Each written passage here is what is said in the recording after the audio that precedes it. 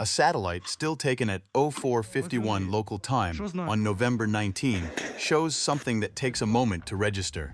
Inside the aggregate plant's eastern processing bay, a long concrete structure with its roof partially collapsed. Walls still standing 3 stories high. There are 2 heat signatures. Not workers, not fifers from shelling. 2 BMP-3 infantry fighting vehicles. Engines running, stationary, positioned 30 meters apart inside the industrial wreckage, as though the building's walls could hide them from everything above. They couldn't. What the crew commanders of those 2 vehicles did not know, as they idled inside what they believed was covered dead ground, was that a Mavic 3T drone operated by a reconnaissance element of the 57th Motorized Brigade had been circling the northern approach corridor for the past 22 minutes. The thermal lens had picked up the column's engine heat the moment it crossed the tributary stream south of the Vovchansk River, and in a reinforced concrete firing bay, 240 meters to the southwest, a Kornet EM anti-tank guided missile team had already received the grid reference, aligned their launcher on the pre-surveyed mark, and was waiting for the fire command. Over the next 13 days, the 18th Motor Rifle Division would lose at least 19 BMP-3s inside and around that aggregate plant, not in a single engagement, in a sequence of attempts, each one launched with slight variations in timing, approach lane, or formation spacing that consistently ran into the same pre-plotted fire zones, the same overlapping kill arcs, the same patient Ukrainian anti-tank teams who had spent 4 weeks building exactly this trap. This is how a doctrinal assumption became a catastrophe. And this is how the 57th Brigade turned one industrial ruin on the southern edge of Vovchansk into the most expensive 300 meters of Ukrainian-controlled ground the 18th Division ever tried to cross. To understand what happened at the aggregate plant, you have to understand what Russia was trying to accomplish on the Kharkiv front in November. By mid-autumn, the front line through Vovchansk had stabilized into a grinding close-quarters fight that bore almost no resemblance to the sweeping, mechanized operations Russian military doctrine had anticipated for this phase. The city, or what remained of it, had become a block-by-block attritional grind, with Ukrainian defenders holding the northern and eastern quarters, while Russian forces controlled the southern approaches. The strategic logic of the aggregate plant was simple. The facility sat on the southern edge of Vovchansk, roughly 600 meters from the nearest reliable crossing points over the Vovchansk River. Those crossings mattered enormously. Control of the river line would give Russian forces a defensible boundary and, more importantly, a logistics anchor. A way to push supplies and reinforcements into positions that had been difficult to sustain under Ukrainian artillery. Observation. The 18th Motor Rifle Division, which had been cycling units through this sector since the summer, had identified 3 approach lanes through the plant's ruins that were, at least theoretically, accessible to wheeled and tracked vehicles. The plant's heavy concrete construction provided visual cover. The industrial maze of collapsed walls and processing equipment broke up the silhouettes that thermal surveillance typically uses to identify moving armor. On paper, a pre-dawn push through the aggregate facility offered a reasonable chance of getting a mechanized element close enough to the river crossings to establish a foothold. The thinking inside the division staff appears to have been straightforward. Ukrainian thermal ISR capability was strong in open ground but degraded in complex urban industrial terrain, timing the assault for the 2 to 3 hours before dawn, when atmospheric conditions typically reduce thermal contrast, would add another layer of concealment. And BMP-3s, with their combination of the 100mm main gun, coaxial 30mm autocannon, and 7-man infantry capacity, would provide enough firepower to suppress Ukrainian positions, while the dismounted infantry cleared the way forward. What Russian planners appear to have missed, or underestimated, was that the 57th Motorized Brigade had been studying this exact terrain for weeks, and they had not been passive. The 57th Brigade is a unit with a distinguished combat record on the Kharkiv axis.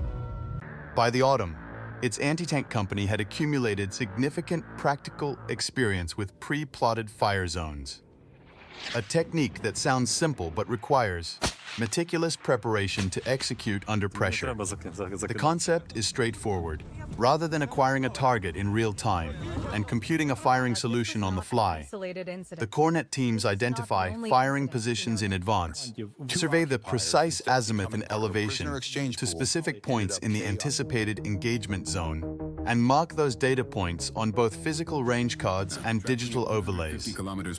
When a target arrives at one of those pre-surveyed points, the engagement time drops from 30 or 40 seconds, which a moving BMP can survive if the crew reacts, to something much closer to 8 or 10 seconds. Over 4 weeks, the 57th Anti-Tank Company had established firing positions inside 3 reinforced concrete bays within the aggregate plant itself and in 2 external positions along the eastern embankment that covered the plant's approach roads. The concrete construction of the facility served Ukrainian purposes as well as Russian ones. The thick walls provided genuine protection against direct fire weapons, and the firing apertures created by collapsed sections gave the Kornet teams narrow but adequate fields of fire across all 3 viable BMP approach lanes. The positions were prepared with overhead cover, with alternative firing ports, and with withdrawal routes that allowed a team to relocate after an engagement without exposure to immediate counterfire. The coverage was designed deliberately around a specific kill chain logic. The lead vehicle in any formation entering the plant would be engaged first, immobilizing the column's momentum.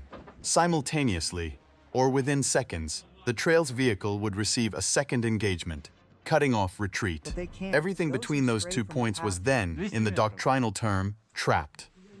The Ukrainians called it a killbox. It was an accurate description.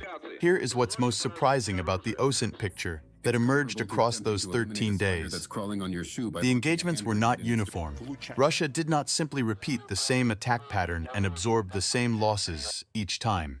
The 18th Division staff made adjustments, changed the approach timing, altered formation spacing, at one point attempted to use a different entry point on the plant's western face rather than the documented eastern lanes. And each adjustment reveals something about what Russian planners believed had gone wrong on the previous attempt. The first documented engagement cluster, running from approximately November 19 to November 22, involved what Ukrainian and Russian millblogger imagery subsequently confirmed as 5 BMP-3 hulls. The initial push appears to have been a platoon-strength element, 3 or 4 vehicles, moving through the eastern lane in the pre-dawn hours. The Mavic 3 TQing was precise enough the Kornet had fire solutions established before the lead vehicle reached the pre-surveyed engagement point. The lead vehicle was struck first. The trail vehicle, approximately 60 meters behind, standard Russian tactical spacing, received the second engagement within roughly 15 seconds. 3 vehicles between them were subsequently struck as they attempted to maneuver out of the lane, one of which drove into the adjacent processing bay before losing power and was abandoned. The imagery that circulated in the days following, first on Ukrainian military telegram channels, then picked up by open-source analysts, showed the characteristic damage pattern of Kornet EM hits, the tandem charge warhead penetrating the BMP-3's relatively light frontal armor, with secondary fires from the ammunition and fuel load producing the dramatic thermal signatures visible in both ground-level footage and Mavic thermal captures. The Kornet EM, it is worth noting for scale, was designed to defeat tanks with explosive reactive armor against a BMP-3, whose frontal protection tops out at roughly 43 millimeters of steel equivalent. It is comprehensively lethal. The question then becomes, why did the 18th Division continue pushing through the same corridor after that initial loss? And this is where you need to put yourself in the position of the division staff, working with incomplete and contradictory information in the immediate aftermath of a costly engagement. The Rush military reporting system, particularly at the tactical level in late 2024, had well-documented problems with accurate casualty and equipment reporting upward. Units under pressure had strong incentives to understate losses and to attribute failures to specific correctable factors, rather than to systemic problems. A staff that believes it lost 5 vehicles because of poor timing, or inadequate counter-drone suppression, or a navigational error that put vehicles onto a surveyed Ukrainian fire line rather than a parallel route, will make different decisions than a staff that correctly understands it has driven into a purpose-built Killbox. What strikes us about this pattern, looking at it from the outside through the OSINT lens, is how clearly it illustrates the gap between tactical failure and institutional learning, the Russian military structure. The adjustments the 18th Division made between engagements were not wrong. Exactly. They were the adjustments a competent staff would make if the problem were what they thought it was. They just weren't addressing the actual problem, which was that the 57th Brigade had pre-plotted multiple alternative engagement solutions for multiple approach variants. The second documented engagement cluster, running from approximately November 24 to November 27, produced what open source analysis subsequently confirmed as I-7 additional BMP-3 hulls. This phase appears to have involved 2 separate attempts, with a pause of roughly 36 hours between them. The first attempt in this cluster used the western face approach that Russian planners had apparently identified as an uncovered avenue, and indeed, it was not covered by the same eastern-facing Kornet positions. But the 57th's preparation had anticipated this. The embankment position on the southern edge of the plant, which had a wider field of fire covering both the eastern lanes and the western approach, engaged the formation as it entered the open ground between the plant boundary and the first processing building. The second attempt in this cluster was more aggressive. What appears from the formation dispersion, visible in subsequent imagery to have been a company-minus element, perhaps 8 or 9 vehicles moving in a dispersed formations, with greater spacing than the previous pushes. The logic was sound in theory. Wider dispersion reduces the vulnerability of a column to sequential engagements. In practice, it spread the formation across more of the fire zone simultaneously, and the 57th's multiple firing positions were able to engage vehicles across the width of the column rather than sequentially down its length. The result was, if anything, worse than the earlier attempts. The Mavic 3T operators from the brigade's reconnaissance battalion had by this point established a persistent surveillance rhythm over the northern approach corridor, the crossing point over the Vovchansk tributary, the last terrain feature before the open ground leading to the plant, had become a reliable acquisition point. Every vehicle that crossed that tributary in the pre-dawn hours was identified, tracked, and its grid reference passed to the fire control element before it reached the first engagement point inside the plant. The queuing loop, from drone acquisition to Kornet, team notification to engagement authority, had been refined through repetition to something the Ukrainian commanders described as under 40 seconds from crossing identification to firing clearance. Here is the part that doesn't make sense on the surface.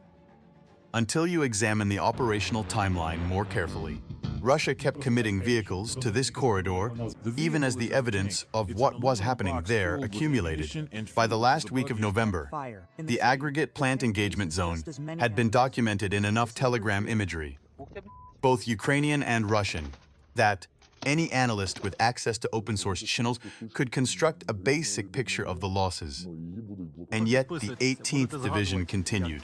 The most plausible explanation, corroborated by the operational pattern, is that the pressure to reach the Vovcha River crossings was itself the driver.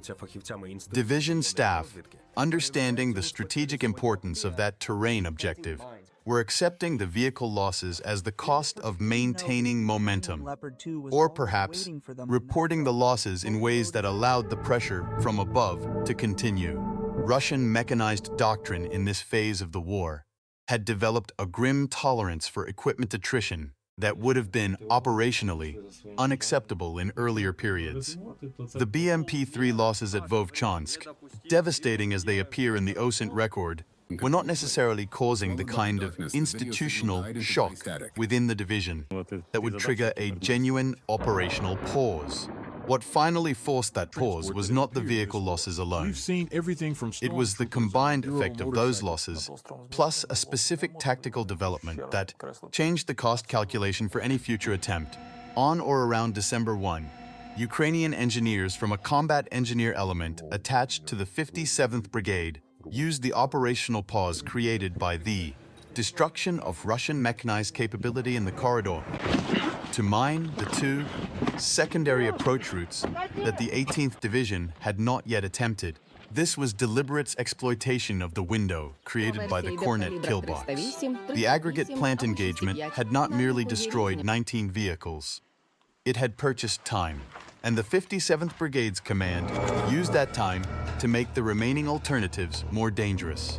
The mining of the secondary routes was confirmed not through Ukrainian official reporting, but through subsequent Russian millblogger commentary, which noted with evident frustration that approaches assessed as viable alternatives to the aggregate plant corridor were producing mine strikes when probed.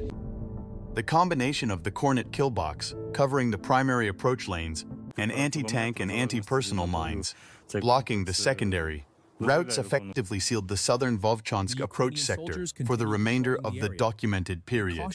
The third and final documented engagement cluster, running from approximately December 2 to December 5, involved what appears to have been a reduced-scale probe, perhaps 2 or 3 vehicles, that again attempted the eastern lane approach and again encountered pre-plotted Kornet fire. The vehicles destroyed in this final cluster, 2 BMP-3s confirmed in imagery, plus what appears to be a third hull, 2 damaged for definitive type. Identification brought the total verified count to at least 19. Oryx methodology open source documentation, which requires photographic evidence for each counted vehicle, confirmed 17 with high confidence by mid-December. Ukrainian General Staff reporting referenced a higher figure, but the photographic verification standard places the documented count at the 17 to 19 range. After that final cluster, the 18th Motor Rifle Division's mechanized operations through the aggregate plant corridor ceased. The operational pause lasted, based on the absence of engagement reporting and the pattern of Russian telegram commentary, at least 8 days, and possibly longer into mid-December. What resumed was not mechanized assault, but small unit infantry infiltration and artillery preparation, a recognition that the approach lanes were, for the foreseeable future, closed to armored vehicles. Let's be direct about what this represents. 19 BMP-3 infantry fighting vehicles represent, at current replacement costs, somewhere between $57 and $76 million in destroyed equipment, using the lower-bound Russian defense industry pricing. More significantly, each BMP-3 is the primary organic fire support and protected transport for a 7 to 9 man infantry squad. Destroying 19 of them does not merely eliminate the vehicles. It strips the mechanized capability from the equivalent of 3 to 4 infantry companies that must now operate on foot in terrain that offers very little cover from Ukrainian artillery and FPV drone observation. The claim in some Russian millblogger commentary that the losses were acceptable given the operational objective deserves scrutiny. The objective, the Vovcha river crossings, was not reached. The corridor was not cleared. The mining of the secondary routes means that the investment in those 19 vehicles purchased zero territorial change. That is not an acceptable loss ratio. That is an operational failure that consumed a significant fraction of the division's mechanized strength on a single axis with no corresponding gain. We went through the ascent record carefully on this, and one detail kept pulling at the analysis: the timeline of the Russian attempts versus the timeline of the Ukrainian preparation. The first engagement happened on November 19. The 57th Brigade's pre-plotting of Kornet positions inside the aggregate plant had been completed. According to subsequent Ukrainian reporting, approximately 4 weeks prior, meaning the preparation began around late October, when Russian reconnaissance activity and small unit probing in the aggregate plant vicinity began increasing. The Ukrainians read the Russian reconnaissance pattern and used it to prepare the Killbox before the first BMP crossed the tributary. That sequencing matters enormously. This was not a reactive ambush. It was a pre-planned fire trap that the 57th Brigade baited by allowing Russian reconnaissance to assess the aggregate plant corridor as viable. Artillery, Whether Russian ISR identified the Kornet position preparation in advance, and if so, why the pushes happened anyway, remains unresolved. It is possible that Russian reconnaissance either missed the Ukrainian preparation activity or assessed it incorrectly. It is also possible that the division staff knew the approach was defended in committed vehicles anyway, betting that sufficient numbers and adjusted timing would overwhelm a static defense. If the latter, it was a catastrophic miscalculation of what the Kornet EM in a pre-plotted fire zone can do to a formation of light armor. The Kornet EM uses laser beam riding guidance that makes it effectively immune to the kind of electronic countermeasures that Russian armored vehicles are designed to employ against radar-guided threats. The tandem-shaped charge warhead, with a primary charge to defeat reactive armor and a main charge behind it producing over 1,000 millimeters of penetration after ERA, was developed to destroy main battle tanks. Against the BMP-3s' maximum frontal protection of roughly 43 millimeters steel equivalent, the penetration margin is so overwhelming that the vehicle's fate is essentially determined the moment the missile leaves the launcher. The BMP-3's crew has no realistic counteraction available between missile launch and impact at the ranges involved inside the aggregate plant. This is not a critique of the BMP-3 as a system. It performs its designed role well in environments where it is not exposed to purpose-built anti-tank fire. The aggregate plant was the worst possible environment for it. What do you think? Could the 18th Division have identified the Killbox preparation before committing its armor, if Russian reconnaissance doctrine had been applied differently here? That question has serious implications beyond this engagement. The answer, at least partially, lies in a broader pattern visible across the Kharkiv axis. Russian tactical reconnaissance in this sector had been significantly degraded by Ukrainian EW capability that disrupted quadcopter drone operations at the ranges needed to produce detailed observation of defended positions inside complex terrain. The same industrial structure that made the aggregate plant difficult for Ukrainian thermal surveillance to penetrate in open sky conditions also disrupted Russian reconnaissance drones operating at low altitude inside the plant perimeter. The terrain feature Russia chose because it appeared to offer concealment from Ukrainian ISR, also concealed Ukrainian preparation from Russian ISR. If you have been following the Vovchansk fight seriously since the summer, and if you have, you understand how this fits into a pattern. The aggregate plant engagement represents something important about how Ukrainian defensive doctrine on built-up terrain has evolved. The earlier phase of Vovchansk fighting, from the May-June 2024 Russian offensive push into the city, was characterized largely by reactive defense. Ukrainian units holding positions under pressure, trading ground for time and attrition. By autumn, a shift had become visible. The 57th Brigade and similar units were moving toward anticipatory defense, using intelligence about Russian intentions to prepare fire zones before the enemy's attack, rather than improvising responses after it began. The Kornet pre-plotting technique is not new.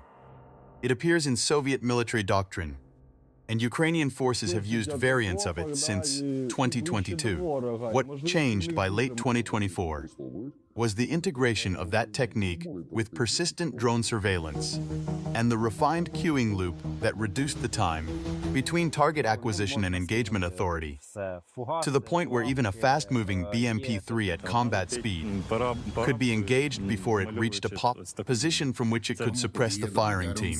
The Mavic 3T's thermal imaging capability at the ranges involved in the tributary crossing observation was precise enough to identify vehicle type, direction of travel, and approximate speed.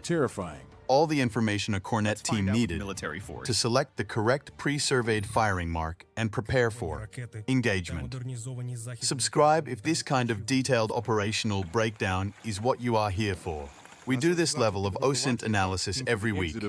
Doctrine, equipment, unit-level detail, and there is significantly more to cover on the Kharkiv axis. The 8-day operational pause that followed the final December engagement cluster had consequences that extended beyond the aggregate plant. Russian forces in adjacent sectors of the Vovchansk front The approaching drone. appear to have moderated their mechanized activity during this period, consistent with the division-level assessments of armored vehicle employment in the urban industrial terrain that characterizes this part of the front. Infantry-led assault tactics with artillery and FPV drone support largely replaced vehicle-mounted pushes in the documented period that followed. Whether this represents a genuine doctrinal reconsideration or simply an operational pause to reconstitute the division's mechanized strength is difficult to determine from open-source evidence alone. What is clear from the OSINT record is that the 57th Brigade's engineers used the pause productively, the mining of the secondary approach routes. Confirmed through Russian commentary about probe strikes in previously uncontested lanes, was completed within the operational pause window.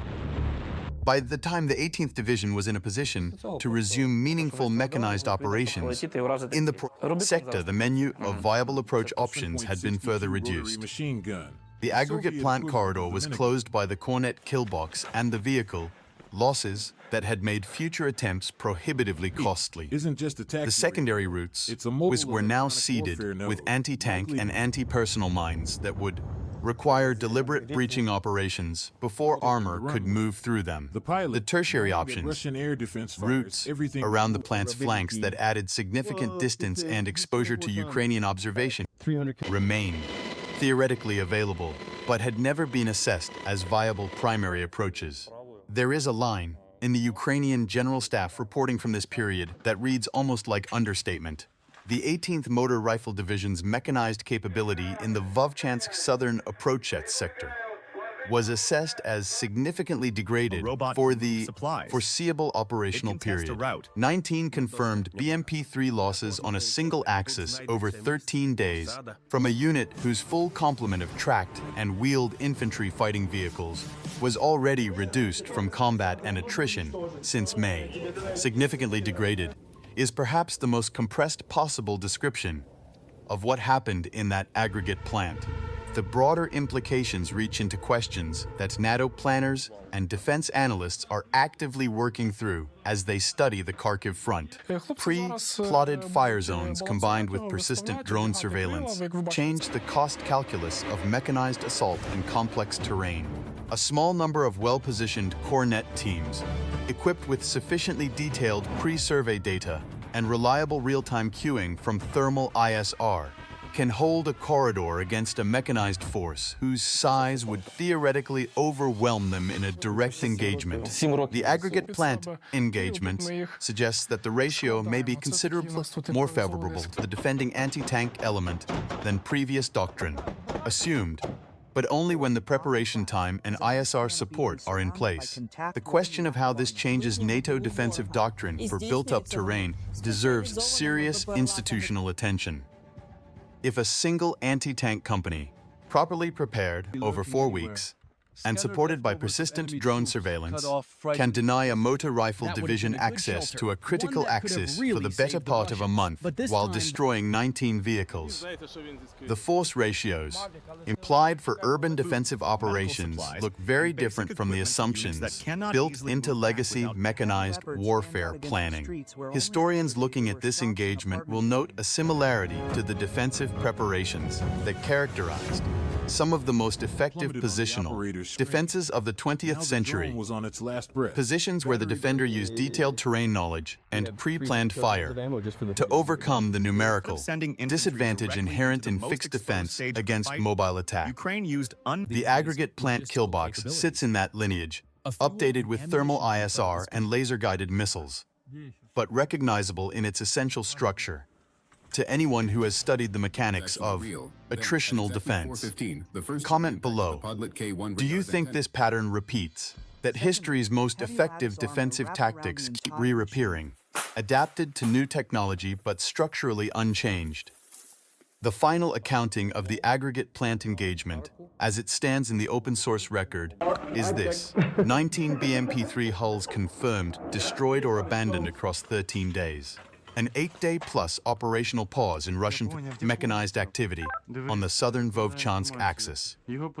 Secondary approach routes mined during that pause, further constraining future options. Another grenade comes flying out. And an unknown number of Russian infantry who dismounted from those 19 vehicles, either as casualties or as survivors to extract on foot through terrain.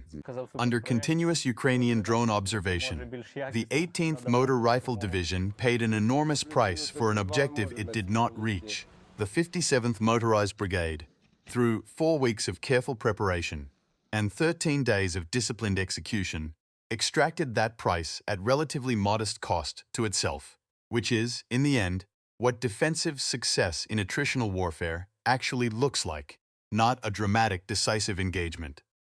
A carefully constructed trap, patiently waited for, precisely executed, and then immediately exploited to deny the enemy his next options.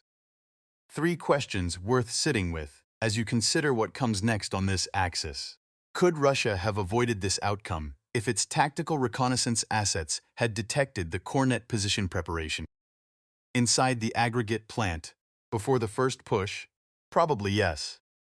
But only if the information had been accurately transmitted upward and acted upon, which the 18th Division's track record on that front does not strongly support. What does the aggregate plant engagement tell us about the future viability of BMP-mounted mechanized assault in Ukrainian urban terrain? The Kornet ATGM's combination of laser beam riding guidance immunity to EW, tandem warhead lethality against light armor, and pre-plotting compatibility with drone queuing makes particularly devastating in exactly the terrain conditions that dominate this front. The math for vehicle survivability in that environment is very unfavorable, and Russian doctrine does not yet appear to have fully absorbed the implications. And the question that matters most for the near term: what is the 57th Brigade building right now? In other sectors of the Vovchansk front, while attention is focused elsewhere.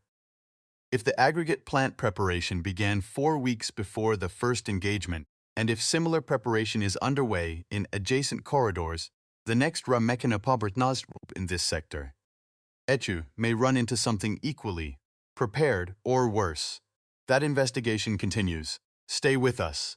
If this level of tactical and OSINT detail is what you come here for, subscribe to Shadow Battlefield for weekly deep dives into the mechanics of this war. The front line is not a single event.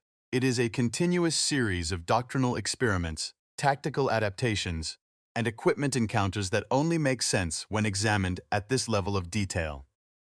We will keep doing exactly that.